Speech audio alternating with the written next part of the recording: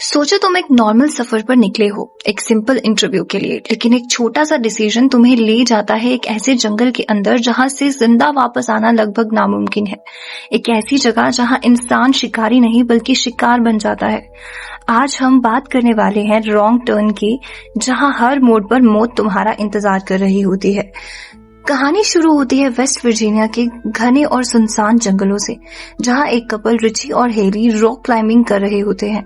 सब कुछ एक एडवेंचर जैसा लग रहा होता है। रिची ऊपर पहुंच जाता है और खुशी में हेली को भी जल्दी ऊपर आने का सिग्नल देता है। हेली चढ़ने लगती है, लेकिन बीच में उसका पैर फिसल जाता है और वो रोप के सहारे हवा में लटक जाती है।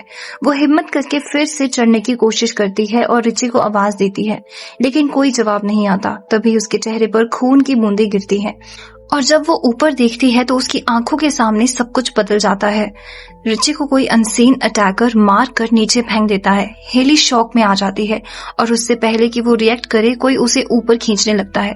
डर के मारे वो अपनी रोप काट देती है, लेकिन नीचे गिर जाती है। नीचे गिरते ही उसकी नजर रिची की लाश पर पड़ती है और जंगल के अजीब डरावनी आवाजें सुनाई देने लगती हैं। वो भागने लगती है, लेकिन एक कांटेदार वायर में फंस कर गिर जाती है और वहीं से कोई उसे घसीट कर जंगल के अंधेरे में ले जाता है और यहीं से मूवी का असली हॉरर शुरू होता है। अब स्टोरी शिफ्ट होती है क्रिस फ्लाइन पर, जो एक यंग लड़का है और एक इम्पोर्टेंट इंटरव्यू के लिए ट्रेवल कर रहा होता है। सब कुछ नॉर्मल चल रहा होता है, लेकिन अचानक वो एक ह्यूज ट्रैफिक जाम में फंस जाता है। जब वो रीजन पता करता है तो उसे बताया जाता है कि आगे एक केमिकल ट्रक का एक्सीडेंट हुआ है और रोड कई घंटों तक क्लियर नहीं होगी। टाइम वेस्ट होता देखकर क्रिस शॉर्टकट लेने का डिसीजन लेता है और यही उसकी सबसे बड़ी गलती बन जाती है।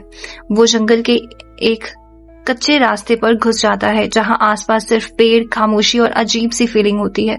रास्ते में उसकी नजर छोड़ी हुई और डैमेज गाड़ियों पर पड़ती है, जो क्लियरली दिखती हैं कि यहाँ कुछ तो गलत है, लेकिन वो इग्नोर करके आगे बढ़ता रहता है। तभी अचानक उसकी गाड़ी एक और गाड़ी से टकरा जाती है। एक ब्रूटल एक्सीडेंट हो जाता है।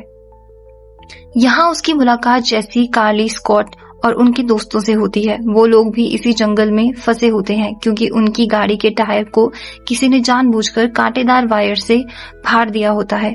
अब सब एक दूसरे से मिलकर सिचुएशन समझने की कोशिश करते हैं। क्रिस माफी मांगता है और हेल्प ऑफर करता है। अब ग्रुप डिसाइड करता है कि कुछ लोग जंगल के अंदर जाकर हेल्प ढूंढेंगे, जबकि कुछ लोग गाड़ियों के पास रुकेंगे। जब ग्रुप जंगल के अंदर बढ़ता है तब उन्हें अजीब चीजें दिखाई देने शुरू हो जाती हैं। एक आधा फटा हुआ जानवर, जले हुए टायर्स और हर तरफ एक क्रीपी साइलेंस। ये सब देखकर उन्हें फील होता है कि वो किसी नॉर्मल जगह पर नहीं है। थोड़ी देर बाद वो एक पुराना टूटा फूटा घर देखते हैं।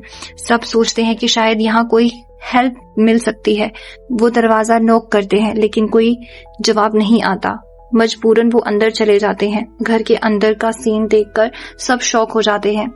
गंदगी, पुराना सामान और सबसे डरावनी चीज, फ्रिज के अंदर इंसानी बॉडी पार्ट्स। यहाँ उन्हें समझ आता है कि वो कैनिबल्स के घर में आ चुके हैं। तभी असली डेंजर शुरू होता है। घर का असली मालिक 3 कैनिबल किलर्स वापस आ जाते हैं। ये लोग डिफॉर्म्ड और एक्सट्रीमली ब्रूटल होते हैं। वो ग्रुप के एक मेंबर को मारकर उसकी बॉडी को टेबल पर रखकर कट करना शुरू कर देते हैं, जैसे वो कोई नॉर्मल खाना हो। ये हॉरिफाइंग सीन देखकर जेसी चिल्लाने लगती है, लेकिन स्कॉट उसका मुंह बंद कर देता है ताकि वो लोग पकड़े ना जाए। जैसे ही कैनिबल सो जाते हैं, ग्रुप वहां से चुपके से भागने की कोशिश करता है, लेकिन एक कैनिबल उन्हें देख लेता है। फिर शुरू होता है एक डेडली चीज। जंगल के अंदर हर तरफ से वो उनका शिकार करने लगते हैं।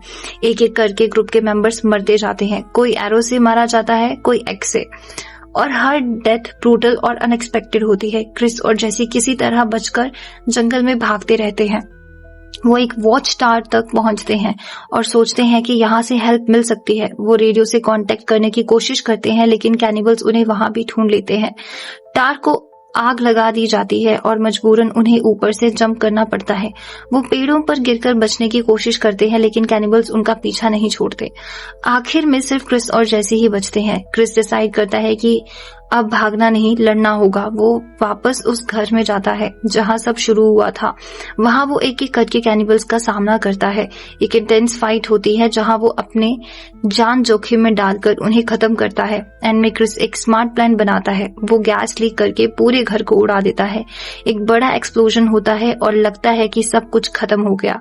क्रिस और जेसी फाइनली वहां से निकल जाते हैं, लेकिन जंगल अब भी वही है और डर भी। और सबसे स्कैरी बात, ऐसी जगह शायद सिर्फ मूवीज में नहीं होती। तो दोस्तों, मिलते हैं रॉन्ग टर्म के अगले पार्ट यानी रॉन्ग टर्म 2 में, डेड एंड 2007 में।